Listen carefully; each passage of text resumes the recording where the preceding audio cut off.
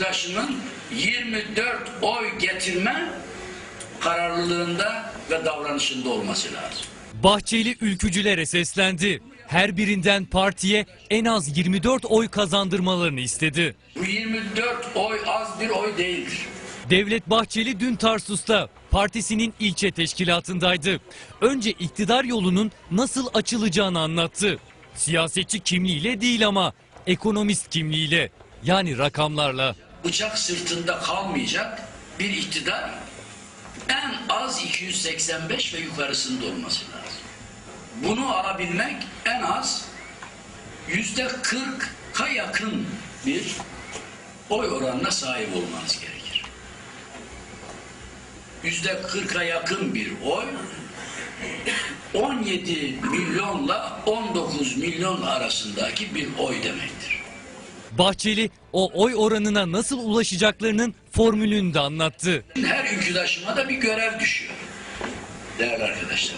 Hayatında hiç Milliyetçi Hareket Partisi'ne oy vermemiş İlkokuldaki 5 arkadaşını bulacaksın. Orta öğretimde 5 arkadaşını bulacaksın. Askerlik yaptığınıza göre asker arkadaşınızdan 5 tanesini bulacaksın. Mahalle arkadaşınızdan 5 tanesini bulacaksın. Sokaktan da 4 arkadaşını bulacaksın. Hepsini toplarsan 24. Eğer her ülküdaş partiye 24 oy getirirse iktidarı garantileriz dedi. Şimdi düşünün.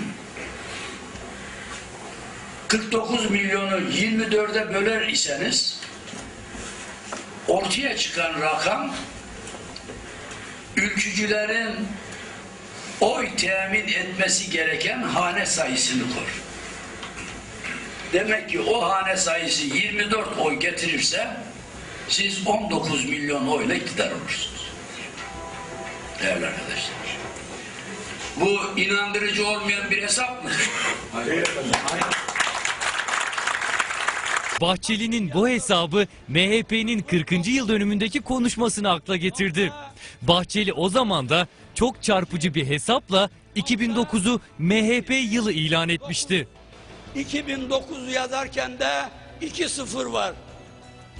9'un yanındaki 0 solda 0. Sildiniz. Kaldı mı 9? 2'nin yanında bir 0 var. Onu da sildiniz. Kaldı mı 2? Toplayın ne yapar? 11 yapar. 2009'un içerisindeki 2-0'ı da sildiniz.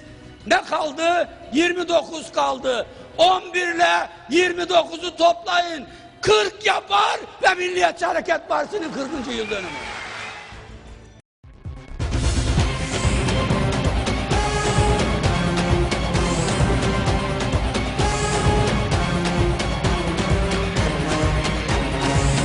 ensonhaber.com. Tıklayın, haberiniz olsun.